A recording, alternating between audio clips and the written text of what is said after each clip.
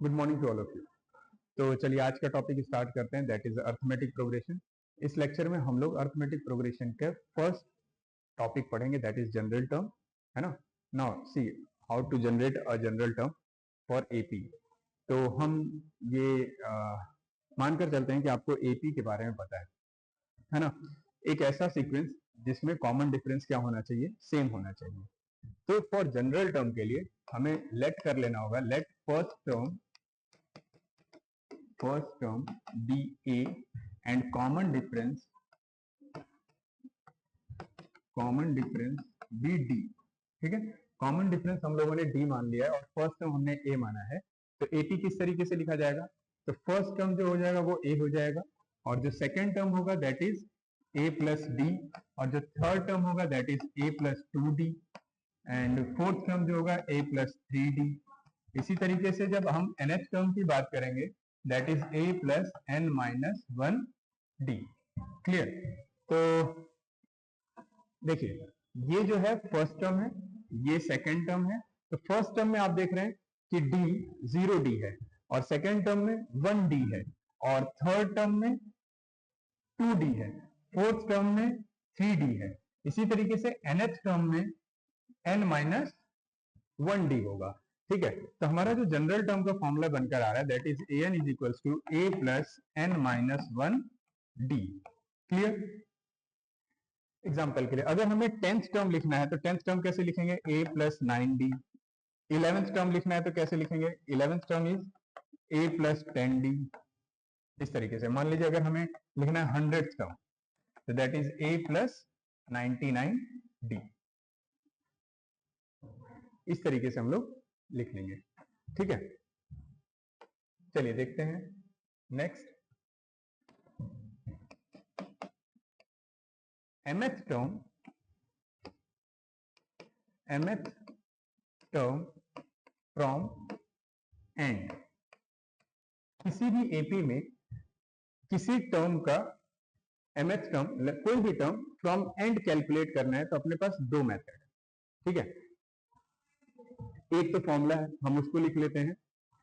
तो mth term from end is equals to n minus m plus 1th term from beginning हो जाएगा, from beginning हो जाएगा। Clear, जहां पर n जो है टोटल नंबर ऑफ टर्म्स होगा, जहां n क्या है, टोटल नंबर ऑफ टर्म्स होगा, और m क्या है, mth टर्म फ्रॉम एंड होगा। ये तो हमारा फर्स्ट मेथड हो जाएगा, मेथड 1। ठीक है, मेथड 1। और मेथड 2 में क्या करना है हम लोग को, जो लास्ट टर्म होगा वो हमारा फर्स्ट टर्म हो जाएगा, लास्ट टर्म हमारा फर्स्ट टर्म हो जाएगा। ठीक है, और जो कॉमन डिफरेंस होगा वो माइनस डी हो जाएगा। समझ में आ गया। तो अगर हम लास्ट टर्म को फर्स्ट टर्म मान लेंगे और कॉमन डिफरेंस जो भी कैलकुलेट होगा उसे माइनस डी मान लेंगे, तो सिंपल हम उस टर्म को इसी फॉर्मूले से निकाल लेंगे, अपने जनरल टर्म के फॉर्मूले से निकाल लेंगे। उस वक्त बस यहाँ पर L plus N minus one, sorry M minus one, और डी की जगह पे माइनस डी रख देंगे। क्लियर है। तो ये दो मेथड है हम लोग को एंड टर्म कैलकुलेट करने के लिए। चलिए देखते हैं कि अब हमारे पास कुछ क्वेश्चंस, उन्हें सॉल्व करते हैं और समझते हैं टॉपिक को और अच्छे से। Now see question number 1, if the mth term of an AP be 1/n। जो mth टर्म है एपी का वो 1/n है, और nth टर्म है वो एपी का 1/m है। तो हमने लिख दिया am mth term is 1/n, और nth term that is 1/m। हमें शो दैट करना है ना, to prove amn is equal to 1। इसका मतलब हमें ये प्रूव करना है कि a plus M N minus one D is equal to 1 होगा, ये प्रूव करना है। तो चलिए हमारे पास दो इक्वेशन है, एक ये इक्वेशन दे रखा है और एक ये इक्वेशन दे रखा है। तो दो इक्वेशन है तो दोनों इक्वेशन को साइमल्टेनियसली सॉल्व करके हम ए और डी कैलकुलेट कर सकते हैं। ठीक है, mth टर्म का मतलब हो गया a plus m minus one D और nth टर्म का मतलब हो गया a plus n minus one D और इसकी वैल्यू 1/n है और इसकी वैल्यू 1/m है। दोनों इक्वेशन को क्या कर देते हैं हम लोग, सब्ट्रैक्ट कर देते हैं। ठीक है, सब्ट्रैक्ट करने पे a कैंसिल आउट हो जाएगा और यहां से आपको जो मिलेगा that is m d minus d और यहां से माइनस n d और प्लस d मिलेगा that is 1/n minus 1/m। यहाँ पर d और d कैंसिल आउट हो जाएगा और इन दोनों में से d क्या कर लेंगे हम लोग, कॉमन कर लेंगे, तो that is m minus n। और यहाँ पर जब एलसीएम लेंगे तो m n आ जाएगा, m इस तरफ और n इस तरफ। तो आपको दिख रहा है कि ये वाला ब्रैकेट और ये वाला ब्रैकेट कैंसिल आउट हो जाएगा। तो d की वैल्यू कितनी हो गई, 1/mn। d की वैल्यू हो गई 1/mn। चलो ये d की वैल्यू किसी एक इक्वेशन में हम लोग पुट कर देते हैं। तो a plus m minus one d is 1/mn and 1/n। Multiply करते हैं, m/mn minus 1/mn is equal to 1/n। तो यहां से ये कैंसिल आउट हो जाएगा तो हमारे पास मिलेगा 1 प्लस 1/n और ये जो नेगेटिव में उसको उस तरफ भेज दो, पॉजिटिव में आ जाएगा 1/mn और ये 1/n ये 1/n कैंसिल आउट हो जाएगा। तो हमें क्या मिला, a की वैल्यू भी 1/mn ही मिल रहा है। ठीक है, अब हमें प्रूफ क्या करना था, प्रूफ करना था कि ये एक्सप्रेशन 1 के बराबर होगा। ठीक है, ये एक्सप्रेशन 1 के बराबर होगा। चलो देखते हैं, वैल्यू सब्स्टिट्यूट करते हैं और आंसर गेट करते हैं। तो हम लोग सबसे पहले LHS लिख लेते हैं। LHS that is a plus mn minus one D. a की वैल्यू 1/mn प्लस d की वैल्यू 1/mn। नाउ आगे प्रोसीड करते हैं हम लोग। ठीक है, तो 1/mn इसको इससे मल्टीप्लाई करेंगे तो क्या मिल जाएगा हमें, mn/mn माइनस 1/mn। ये वाला टर्म कैंसिल आउट हो जाएगा और ये आपस में कैंसिल आउट हो जाएंगे। तो ये तो प्लस माइनस जीरो हो जाएंगे लेकिन ये डिवीजन में कैंसिल आउट हुए हैं तो यहाँ पर 1 आ जाएगा। Hence proof,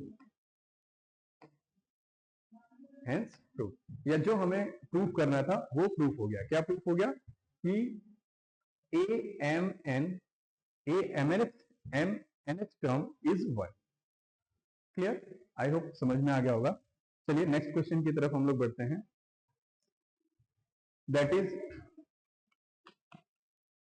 if 5 times the fifth term of an AP is equal to 8 times its eighth term, show that करना है आपको 13th term is 0। तो लिखते हैं 5 फिफ्थ टर्म जो है 5 term sorry 5 times the fifth term of an AP is equal to, तो 5 times the fifth term and 8 times the eighth term of an AP is equal। Clear, तो ये हमें given है। एक बार फिर से मैं लिख देता हूं, 5 times the fifth term is equals to 8 times the eighth term। Clear, show that करना है हमें, है ना,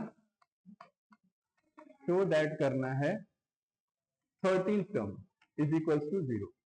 13th टर्म 0 का मतलब कि a प्लस 12d की वैल्यू जो है वो 0 प्रूफ हो जाए तो 13th टर्म 0 हो जाएगा। क्लियर है, चलिए 5 times the fifth term, fifth term को क्या लिखेंगे आप, a प्लस 4d और यहां पर क्या लिखेंगे 8 टाइम्स a प्लस 7d। ठीक है, ये हो गया 5a plus 20d is equal to 8a plus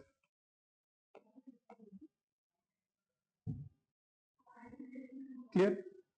तो ट्रांसफर कर लेते हैं यहां पर हम लोग, 5a को इस तरफ लेकर आएंगे तो दैट इज 3a और 56 को हम इस तरफ लेके चले जाते हैं या सबको उसी तरफ लेके चलते हैं। चलो ठीक है, इसको इस तरफ लेके जाएंगे तो -3a आ जाएगा और यहाँ पे plus 20d minus 56d is equals to 0। तो -3a माइनस माइनस कर दीजिए, वेट 6 3 एंड d, ठीक है 36 बच जाएगा।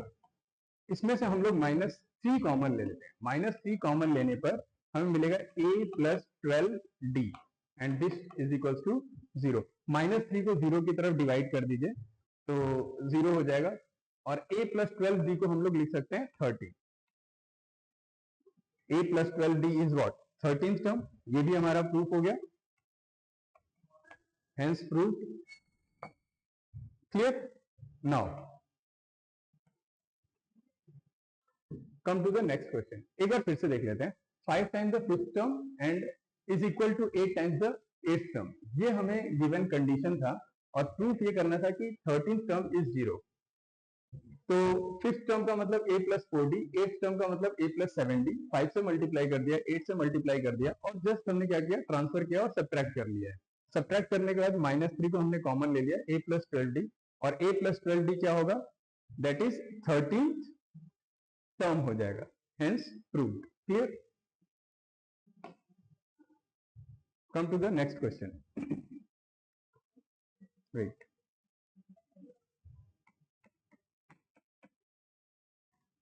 ठीक है। Determine the 10th term from the end of the AP. इस एपी का हमें 10th टर्म फ्रॉम एंड पता करना है। तो अगर आप फॉर्मूले, दोनों मेथड से हम लोग इसको सॉल्व करते हैं, दोनों मेथड से चलेंगे हम लोग सॉल्व करने के लिए। तो अगर हम मेथड 1 के अकॉर्डिंग चलते हैं तो इसमें कह रहा है 10th term from end is equals to what. इसमें टोटल नंबर ऑफ टर्म्स हमें पता होना चाहिए, तभी तो हम लोग एंड में से माइनस करेंगे 10 को और फिर +1 कर देंगे, और ये टर्म फ्रॉम बिगिनिंग हो जाएगा, ये टर्म फ्रॉम बिगिनिंग हो जाएगा। तो देखते हैं 10th टर्म फ्रॉम एंड। यहाँ पर n कैलकुलेट करना होगा, तो n कैलकुलेट करने के लिए हमारे पास लास्ट टर्म यानी nth टर्म दे रखा है, दैट इज 254, और फर्स्ट टर्म हमारे पास 4 है ना। a plus n minus 1d में हम लोग पुट कर देते हैं। फर्स्ट टर्म 4 है और n माइनस 1, d हमारे पास कितना हो जाएगा, 9 माइनस 4 दैट इज 5, 254 कैलकुलेट कर लीजिए, that is 5n plus 4 minus 5 is equals to 254। 5n यहां से -1 आ जाएगा, 254, 5n is equals to, add कर देंगे हम लोग इसे, तो ये this n is equals to 25/5। तो n की वैल्यू कैलकुलेट हो जाएगी 51। ठीक है, अब इसमें पुट कर देते हैं। तो 10th term from end is equal to 51 minus 10 plus 1 from beginning. ठीक है, यहां पर कैलकुलेट कर लेते हैं, हमारे पास कितना आ जाएगा,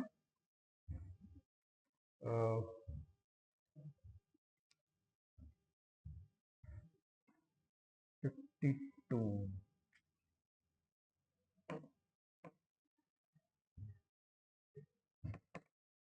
42th टर्म हो जाएगा। तो 10th term from beginning 42th term हो जाएगा। तो हम लोग कैलकुलेट करेंगे 42nd, सॉरी यहां पर हम लोग क्या लिखेंगे, एन डी। ठीक है, तो a plus a is what 4 plus 42 minus 1 and d is what 5, 4 plus 41 into 5, 4 plus, ये हो जाएगा 209। अब इसे हम लोग सेकेंड मेथड से भी सॉल्व करके देखते हैं, क्या 209 ही आ रहा है। सेकेंड मेथड में क्या करना था, सेकेंड मेथड में जो हमारा फर्स्ट टर्म हो जाएगा वो हमारा लास्ट टर्म फर्स्ट टर्म कहलाएगा, और जो कॉमन डिफरेंस होगा वो -d होगा। तो हम लोग का कॉमन डिफरेंस 5 आया था, तो -5 हो जाएगा, और जो लास्ट टर्म है फर्स्ट टर्म के लिए, last term that is 254 I think, 254, ठीक है, 254। तो इसको हम लोग फर्स्ट टर्म की तरह ट्रीट करेंगे और इसको कॉमन डिफरेंस को -5 ले लेंगे। तो हमारा जो 10th टर्म कैलकुलेट करना था वो सिंपल फॉर्मूले से फिर कैलकुलेट हो जाएगा। 254 यानी a फर्स्ट टर्म की जगह पे रखेंगे, और यहाँ पर 10 - 1 एंड माइनस, तो 254 प्लस 9 इंटू -5 माइनस 45, माइनस कर दीजिए,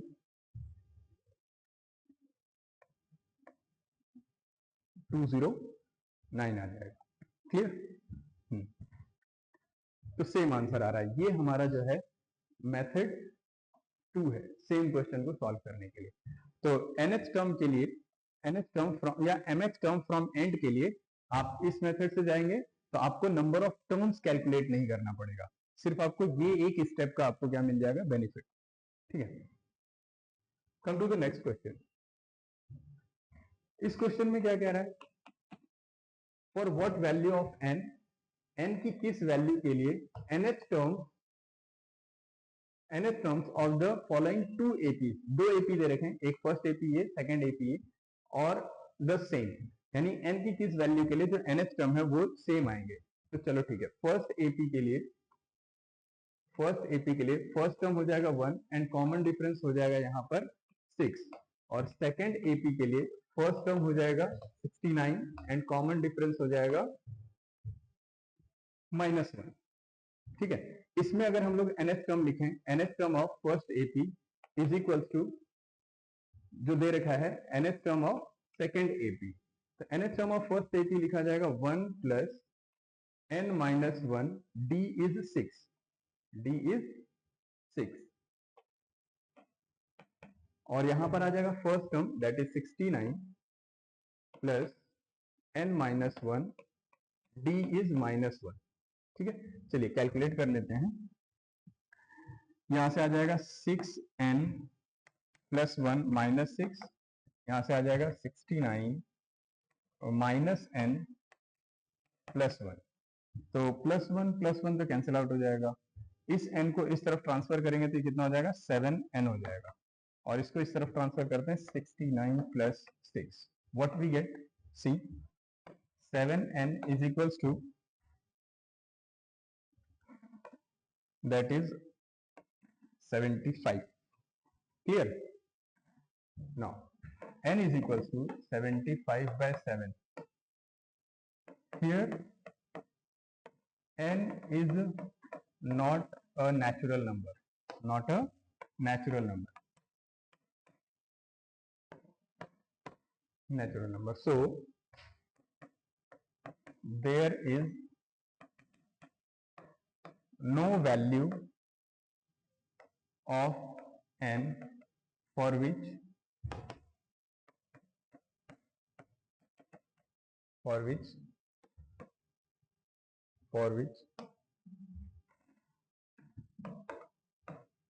which the nth term of 2 APs are equal।